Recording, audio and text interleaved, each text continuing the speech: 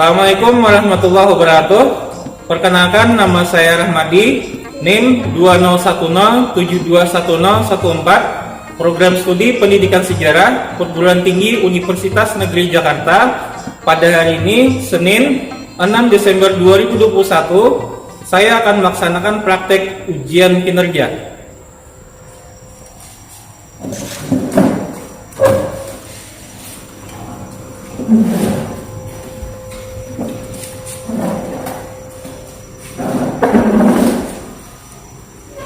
Assalamualaikum warahmatullahi wabarakatuh. Waalaikumsalam warahmatullahi wabarakatuh. Apa kabar semuanya? Baik. Alhamdulillah. Sebelum kita memulai kegiatan pembelajaran kita pada hari ini, silakan untuk yang maskernya belum dipasang, silakan dipasang. Mejanya untuk dikosongkan seperti tas, pelajaran yang bukan pembahasan kita pada hari ini, silakan dimasukkan ke dalam nanti. Ada yang tidak hadir? Baik. Untuk administrasi kita, silakan cek link yang sudah berbagian di grup WA untuk mengisi kehadiran supaya kita bisa tertib administrasi.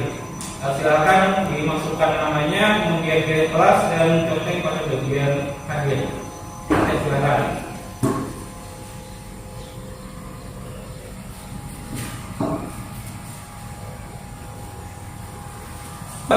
Sebelum kita mulai kegiatan pembelajaran kita pada hari ini, lebih baiknya kita berdoa seperti kita biasanya.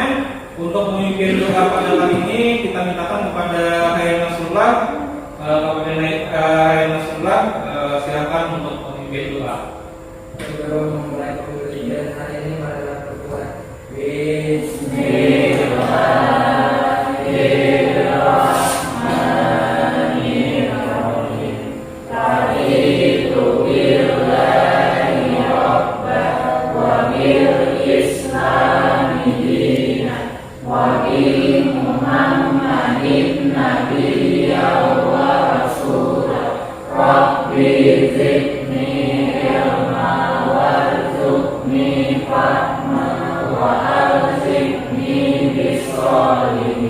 Ada yang masih ingat kegiatan pembelajaran kita pada sebelumnya, materi kita sebelumnya?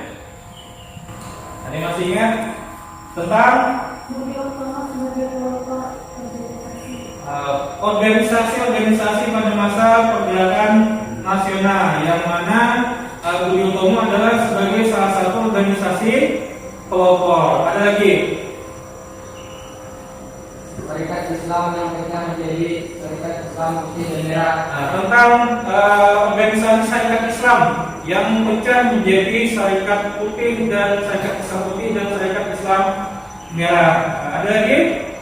Munculnya organisasi kepemudaan di berbagai daerah pada tahun 1920-an. Munculnya organisasi kepemudaan yang muncul pada tahun 1920-an. Bagus. Oh ya, sebelum kita memulai kegiatan pembelajaran kita akan menyanyikan lagu nasional terlebih dahulu. Nah, untuk ini kita silakan untuk berdiri. Kita akan menyanyikan lagu Satu Nusa Satu Bangsa bersama-sama. Silakan untuk berdiri.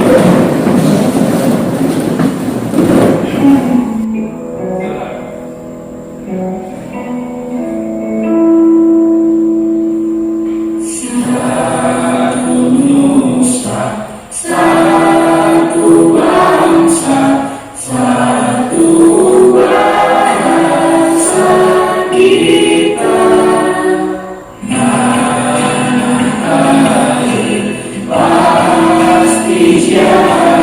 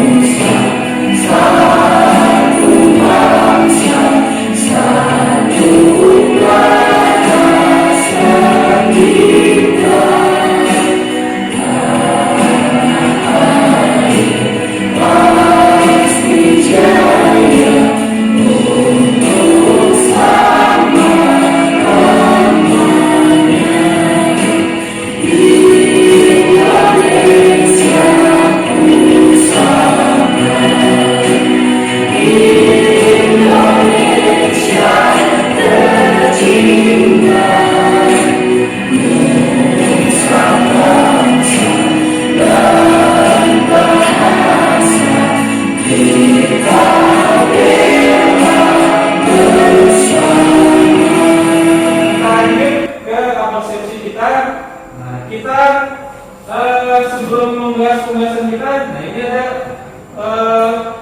apa namanya sebuah gambar. Nah, tentang apa ini? Ada yang bisa menafsirkan atau membahas ini? Sekumpulan orang yang memakai pakaian adat. Oke, kumpulan orang yang sedang memakai pakaian adat. Nah, ada lagi. Pawai. Nah, sebuah pawai kenapa? Nah, ada lagi. Melakukan suatu kegiatan di ruang terbuka. Nah, melakukan suatu kegiatan di ruang terbuka. Nah, mungkin mereka sedang melakukan aktivitas atau mungkin memperingati sesuatu ya. Oke, baik, kita hanya sudah mencoba. Nah, di sini ada tanggal 28 bulan Oktober. Ada yang bisa menyimpulkan tentang tanggal ini atau ada yang bisa? Oke, peringatan Sumpah Pemuda. Ada yang lain? Hah? Hari Libur Nasional ya mungkin ya.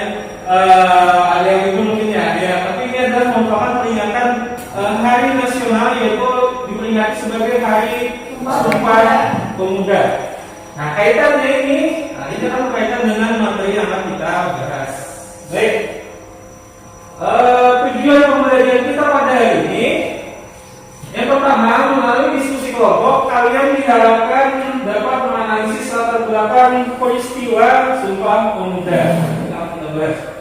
Kemudian melalui diskusi kelompok, diharapkan dapat menganalisis Kongres Pemuda pertama dan Kongres Pemuda kedua sebagai cikal bakal dari peristiwa Sumpah Pemuda tersebut.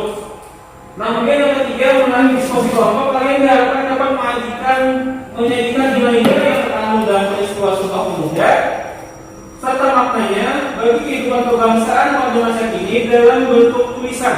Nah, jadi nanti kalian akan diminta peta konsep. Nah, untuk membuat peta konsep menggunakan karton. Nah, jadi akan kita tampilkan nanti pada saat presentasi. Untuk memasuki kegiatan ini, kita akan mengamati sebuah tayangan video. Nah, silakan diamati video berikut. Satu nusa, satu bangsa, satu bahasa Indonesia. Ikrar Sumpah Pemuda 28 Oktober 1928 adalah tonggak penting sejarah bangsa kita. Peristiwa ini jadi puncak pertama kebangkitan nasional yang menyatukan beragam perbedaan, mulai dari suku dan etnis, bahasa, seni, budaya, sampai agama. Semua bersatu dalam harmoni untuk kebangkitan sebagai satu bangsa untuk memperjuangkan kemerdekaan. Sumpah Pemuda menjadi fondasi yang kokoh dan kuat peran penting kaum muda yang kemudian berlanjut seturut peristiwa-peristiwa yang mengubah sejarah bangsa oleh generasi muda. Oke. Dari tayangan video tersebut, ada yang bisa memberikan tanggapan? Silakan. Jadi silakan, Taimi. Tentang Ikrar Sumpah Pemuda. Tentang Ikrar Sumpah Pemuda. Ada lagi. Sejak kebangkitan nasional. Tentang puncak kebangkitan nasional. Sumpah Pemuda adalah puncak kebangkitan nasional. Ada lagi. Melakukan perubahan untuk kemajuan. Melakukan perubahan untuk kemajuan bangsa. Ada lagi. Nah, jadi dari video tersebut ada kata-kata tonggak awal persatuan. Nah, apa maksudnya? Nah, dari situ kita akan kita bahas nanti di diskusi kelompok ya. Jadi kita akan nanti akan membagi kelompok berkaitan dengan pembahasan yang akan kita bahas nanti. Nah, sebelumnya kita akan membahas gambaran umum terlebih dahulu. Yang pertama, kesadaran awal kebangsaan. Nah, di sini yang pertama politik etis. Nah, di mana politik etis ini adalah merupakan kebijakan dari pemerintah Hindia Belanda yang berkaitan dengan politik balas budi, terutama di bidang bidang pendidikan. Nah, kemudian perkembangan pers, nah, di mana perkembangan pers ini nanti menunjukkan media massa, nah, yang nantinya membuka wawasan terutama dalam hal menyebarkan pemikiran kaum intelektual atau kaum pelajar. Nah, kemudian yang kedua, yang selanjutnya yaitu menunjukkan semangat nasionalisme, yang mana nanti kaum pelajar tersebut akan sadar akan perubahan. Nah, nanti akan diperjelas oleh masing-masing kelompok. Nah, ini pembahasan akan kelompok 1. Nah, kemudian nanti ini untuk pembahasan kelompok 2, yaitu berkaitan dengan Kongres Pemuda 1. Nah, kemudian yang kedua ini, yang selanjutnya ini adalah Kongres Pemuda kedua. Nah, ini akan juga dibahas oleh kelompok. Nah, baik, nilai-nilai Sumpah Pemuda. Nah, nilai-nilai Sumpah Pemuda ini ada beberapa nilai yang bisa kita ambil. Yang pertama yaitu persatuan. Nah, itu kan ada kita lihat piramida. Nah, dengan persatuan ditempatkan paling atas. Jadi kesemua nilai-nilai tersebut persatuanlah yang paling Kemudian citra bangsa dan tanah air, toleransi dan menghargai perbedaan, rela berkorban, kerjasama dan merasa bersaudara. Nanti nilai-nilai ini akan kalian masukkan ke dalam pembahasan masing-masing kelompok. Kita akan bagi kelompok. Nah, silakan menyesuaikan orang-orangnya dengan nama-nama yang sudah Bapak bagikan pada tayangan tersebut. Silakan untuk berbagi menyesuaikan kelompoknya. Mungkin bisa diangkat videonya.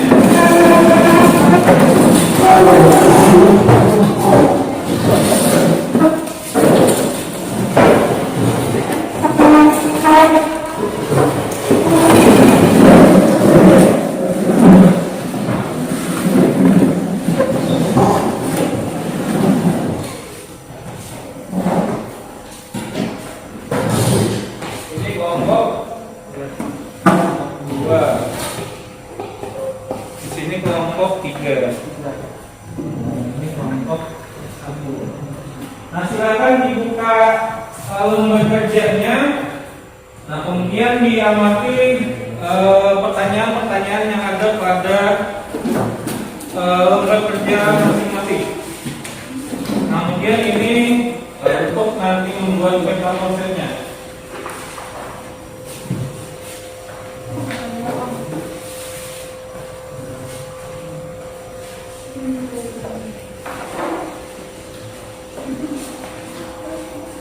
Ya, silakan dikerjakan.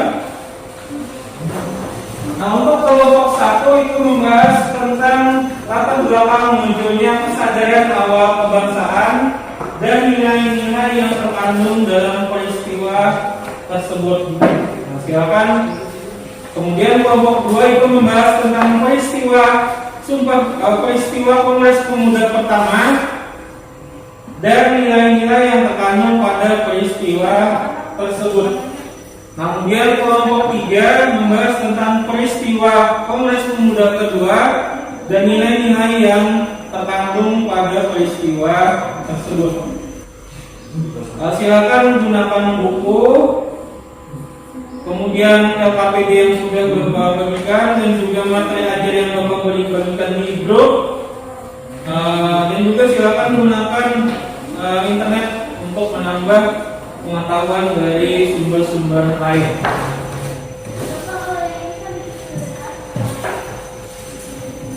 Ya, boleh di lembar. Hah? Kalau yang ini boleh, silakan. Kalau anak dilepas bisa anak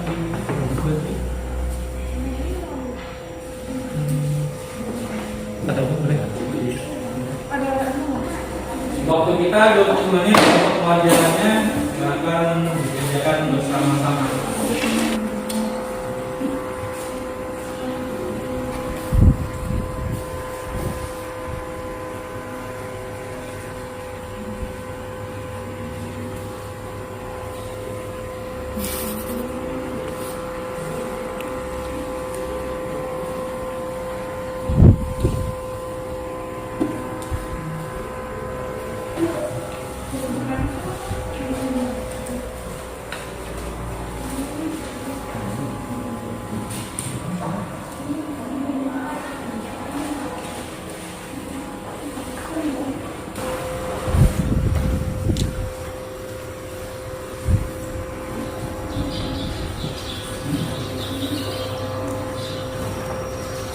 Jika ada yang ingin ditanyakan bisa acungkan tangan, atau ada hal yang tidak jelas bisa ditanyakan.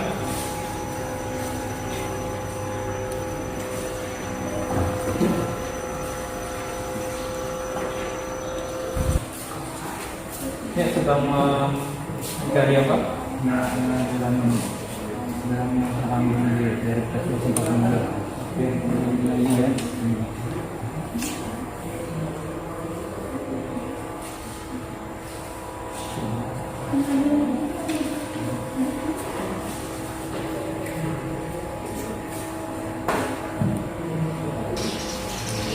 Jadi untuk pembahasan apa namanya kesadaran awal kebangsaan, ini bisa membahas tentang politik etis, dan bagiannya ini hanya di bagian pendidikannya saja, tidak usah membahas bagian mediasi dan transmigrasinya. Kemudian untuk persnya bisa hanya membahas bagian tentang peranan media massa dalam menampung aspirasi masyarakat, aspirasi para pemuda ya. Jadi jangan terlalu luas pembahasannya, karena untuk kelompok satu ini pembahasannya cukup luas. Termasuk nanti untuk bagian yang ketiga itu organisasinya secara umum saja. Kalau bisa difokuskan pada organisasi kepemudaan.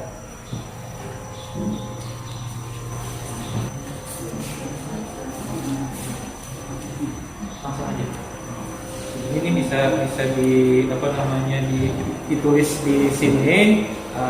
Untuk jenis peta konsepnya itu bebas saja, mau kolomnya bagaimana, tetapi kondisikan dengan sesuai materi yang sudah ditentukan. Ini mengulang peta konsepnya Ya, ayo.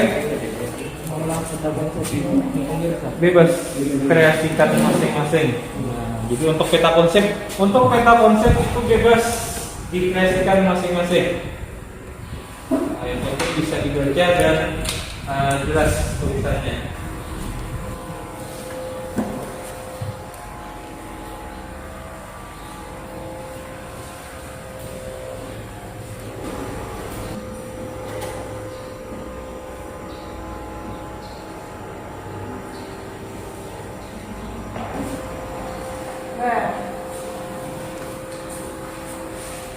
Oke, makna yang terkandung. Oke. Nilai-nilai yang terkandung di dalamnya baik persatuan, organisasi. Oke. Ya. Boleh dikasih kolom, boleh. Mau ya, wartawan boleh. Baik, untuk pembahasan diskusi kelompoknya, habis ini kita akan presentasi kelompok. Untuk presentasi kelompok ini nanti perwakilan dari kelompok silakan maju ke depan, kemudian menampilkan hasil konsepnya di papan, silakan dikondisikan. Kemudian perwakilannya memberikan penjelasan dan pembahasan terhadap materi yang dibahas oleh kelompoknya. Untuk kelompok satu bisa dimulai untuk mempresentasikan hasil tugas kelompoknya tentang pembahasan tentang kesadaran awal kebangsaan. Judulnya kesadaran awal kebangsaan. Pada kelompok satu yang mewakili dipersilakan. Alatnya ada di atas meja, silakan. Pada kelompok satu membahas tentang kesadaran awal kebangsaan, dipersilakan. Assalamualaikum warahmatullahi wabarakatuh. Waalaikumsalam warahmatullahi wabarakatuh. Kami dari perwakilan kelompok 1 ingin menjelaskan tentang kesadaran awal kebangsaan. Latar belakang munculnya kesadaran awal kebangsaan. Yang pertama, adanya politik etis yang membuka pendidikan modern, adanya kritikan dari Van Devender tentang balas budi terhadap rakyat India. Pemerintah Belanda melalui Gubernur Jenderal Hindia Belanda Alexander W.F. Hindenburg kemudian menetapkan 3 program, yaitu irigasi, edukasi, dan transmigrasi. Adanya pendidikan gaya barat memunculkan sekelompok intelektual bumi putra dan memunculkan kesadaran terhadap penindasan Hindia Belanda. Yang kedua, pres membawa kemajuan. Munculnya media cetak juga menyediakan tempat untuk mengemukakan aspirasi, terutama dalam mengkritik pemerintah sehingga dapat mendapatkan simpati dan membuka wawasan di berbagai daerah, yang bahkan dijadikan sebagai mobilisasi pergerakan nasional saat itu. Yang ketiga, bangkitnya semangat nasionalisme. Munculnya kaum intelektual mendorong kesadaran berbangsa dan anti terhadap penjajahan. Namun berkaca pada perlawanan di era sebelumnya, strategi pun harus berubah sehingga dibentuklah organisasi-organisasi yang dipandang lebih tepat dalam berjuang melawan penjajahan. Organisasi awalnya adalah Budi Utomo, dan inilah muncul organisasi-organisasi pemuda lain.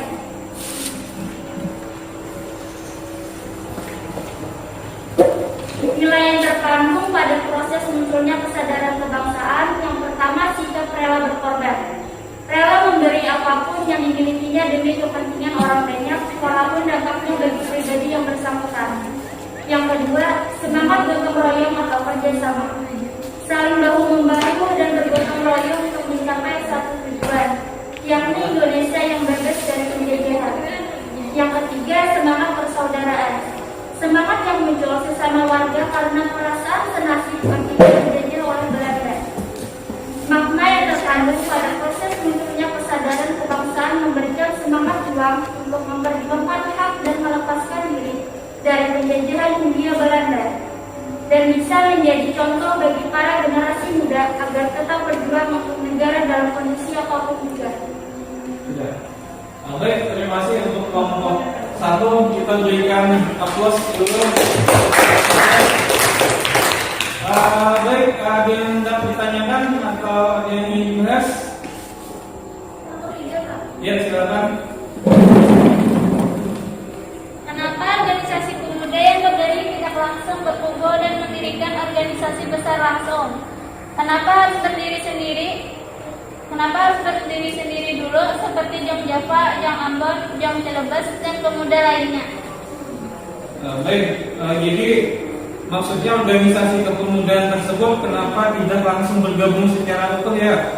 Tetapi kenapa harus berdiri sendiri-sendiri dulu? Seperti adanya Jong Java, kemudian Jong Ambon, Jong Sumatera, dan Jong lainnya. Mungkin untuk membahas pertanyaan tadi, silakan kembali ke kelompok dulu, silakan dikoordinasikan dan ikut dibicarakan dengan temannya. Kita langsung ke kelompok 2 untuk mempresentasikan hasil diskusinya. Dan nanti mungkin lanjut ke kelompok 3 baru kita akan membahas pembahasan yang ditanyakan oleh teman-temannya. Silakan kembali ke kelompoknya, ini kita saja. Silakan untuk ke kelompok 2 melanjutkan tempelan menempel di papan yang sudah disediakan. Silakan. Assalamualaikum warahmatullahi wabarakatuh. Waalaikumsalam. Kami perwakilan dari kelompok 2 ingin mempresentasikan Kongres Pemuda Sato. Latar belakang terjadi Kongres Pemuda Sato bermula dari organisasi pemuda Rikoro Dermo yang berubah menjadi Jong Java. Organisasi inilah yang menjadi pendorong munculnya organisasi-organisasi berbagai daerah. Pada tahun 1918 berdiri organisasi pemuda yang sifatnya kedaerahan atas dasar prinsip persatuan, namun masih kedaerahan. Proses pelaksanaan Kongres Pemuda Sato dilaksanakan di Jakarta pada 30 April sampai 20 Mei 1926. Kongres ini diketuai oleh Muhammad Sabrani. Tujuan pelaksanaan kongres ini untuk mencapai perkumpulan kepemudaan yang tunggal dengan membentuk suatu badan sentral. Pada kongres ini diusulkan penggunaan bahasa pengantar. Bahasa yang diusulkan adalah bahasa Jawa dan bahasa Melayu. Nilai dan makna nilai yang terkandung pada pelaksanaan Kongres Pemuda Sato. 1. Semangat persatuan. 2. Mengutamakan kepentingan bangsa. 3. Semangat gotong royong dan kerjasama. Demikian. Oke, demikian presentasi dari kelompok 2 yang membahas tentang Kongres Pemuda pertama. Nah, baik, untuk pembahasan tentang Kongres Pemuda pertama ini ada yang hendak ditanyakan atau yang jelas? Ya, silakan dari kelompok 1.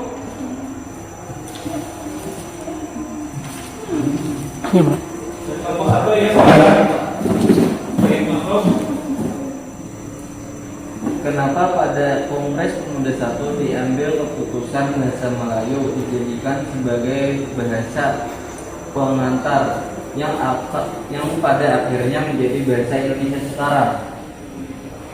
Oke. Kenapa bahasa Melayu itu yang dijadikan sebagai bahasa pengantar dan nantinya dijadikan sebagai jika bakal bahasa Indonesia sekarang ini? Mungkin itu yang pertanyaannya. Silakan kepada kelompok 2 untuk mendiskusikannya di kelompoknya, dan silakan kembali ke kelompoknya disambung untuk kelompok 3 mempresentasikan hasil diskusinya. Kita berikan tepuk tangan untuk ini. Silakan kembali ke tempat. Habis ini kelompok 1 bisa mempresentasikan hasil diskusinya tentang pertanyaan yang dibahas oleh kelompok 1 sudah siap? Oke, kelompok 1 silakan mempresentasikannya di di tempat. Assalamualaikum warahmatullahi wabarakatuh. Waalaikumsalam warahmatullahi wabarakatuh. Saya dari perwakilan kelompok 1 ingin menjawab pertanyaan dari kelompok 2.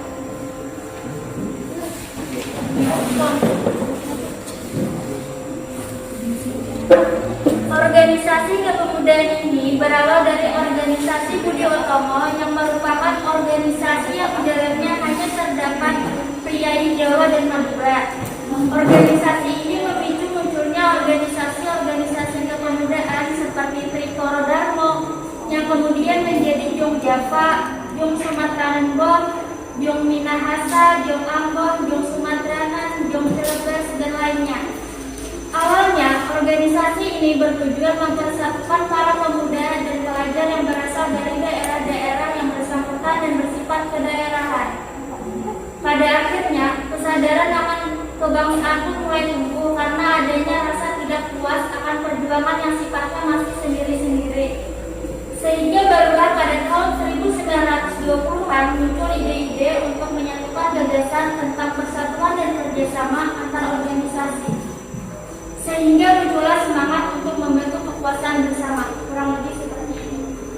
Terima kasih kepada kelompok. Kita lanjut ke kelompok 2 membahas tentang pertanyaan dari kelompok 1 tentang penggunaan bahasa Melayu yang dijadikan sebagai bahasa Indonesia pada masa ini. Assalamualaikum warahmatullahi wabarakatuh. Jadi saya di sini ingin menjawab pertanyaan yang kedua. Pada saat Kongres Pemuda 1 memang ada usulan dalam penggunaan bahasa pengantar, yakni bahasa Melayu dan bahasa Jawa. Bahasa Melayu adalah sifatnya yang sederhana dan merupakan bahasa pergaulan antar suku yang sudah ada sejak dulu, sehingga penggunaan bahasa Melayu ini menjadi lebih familiar di kalangan pemuda. Kemudian atas saran MK Brani, penamaan bahasa Melayu diganti menjadi bahasa Indonesia, dan ini disepakati nanti pada saat pelaksanaan Kongres Pemuda kedua.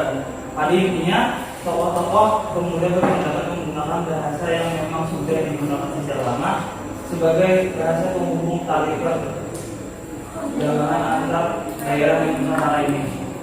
Sekian.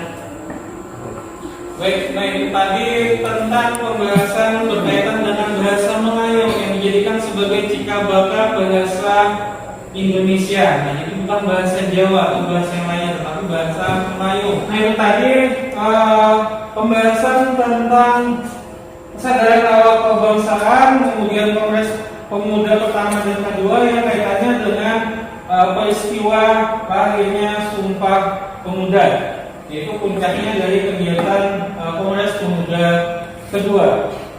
Baik, sebelum kita menutup kegiatan pembelajaran kita pada hari ini, ada yang hendak disampaikan atau ada yang dibahas? Tidak ada ya, kalau tidak ada kita memasuki kegiatan penutup. Nah, untuk kegiatan penutup ini kita akan menyimpulkan pembahasan kita pada hari ini. Jika ada yang bisa membantu Bapak untuk menyimpulkan, silakan. Terkait materi kita hari ini. Pak, kelompok 1. Ya, silakan kelompok 1. Assalamualaikum warahmatullahi wabarakatuh. Waalaikumsalam warahmatullahi wabarakatuh.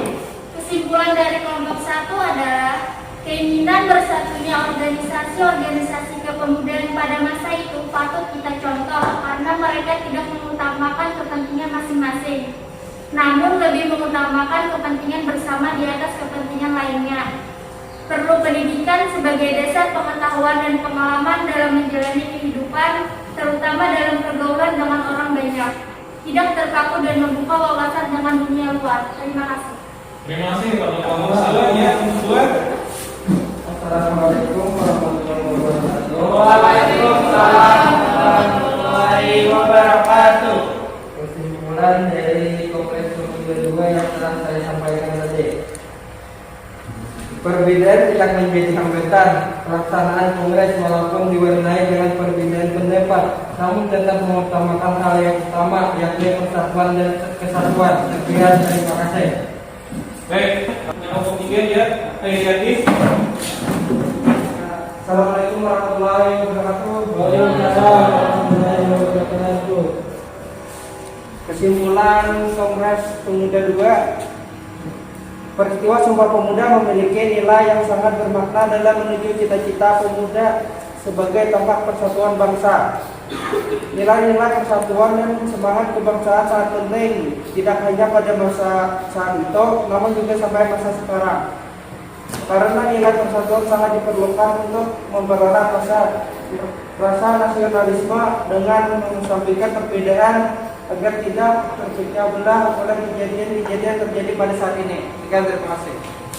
Terima kasih Pak Muhammad Heriati yang membahas tentang berkaitan dengan nilai ya, yang berkaitan dengan hubungannya Kongres Pemuda kedua.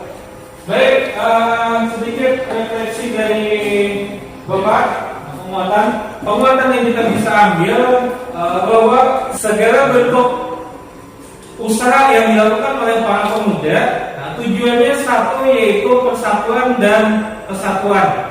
Mereka mengesampingkan perbedaan, kemudian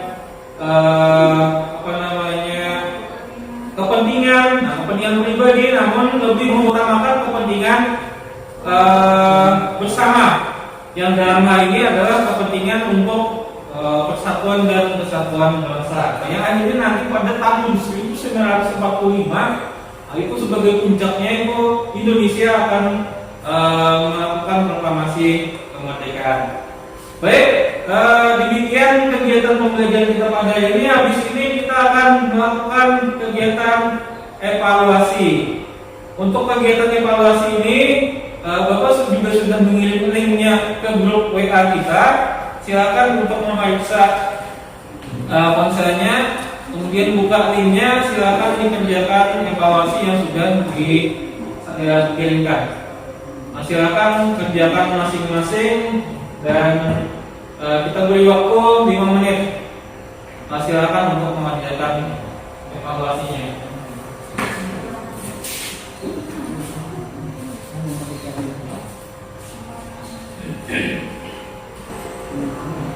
Sudah? Sudah. Ya, silakan kita kembali ke posisi awal. Mejanya dikembalikan ke posisi awal.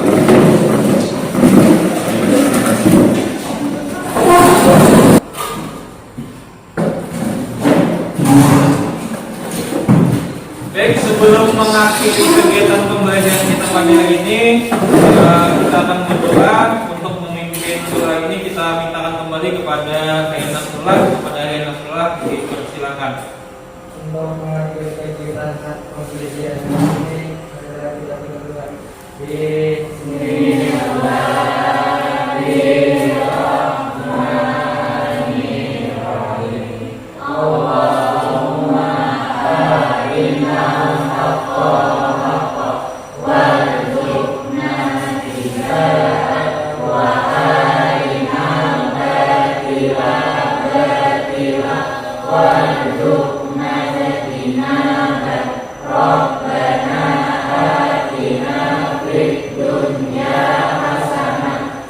fil akhirati hasanah wa qina adzabannar.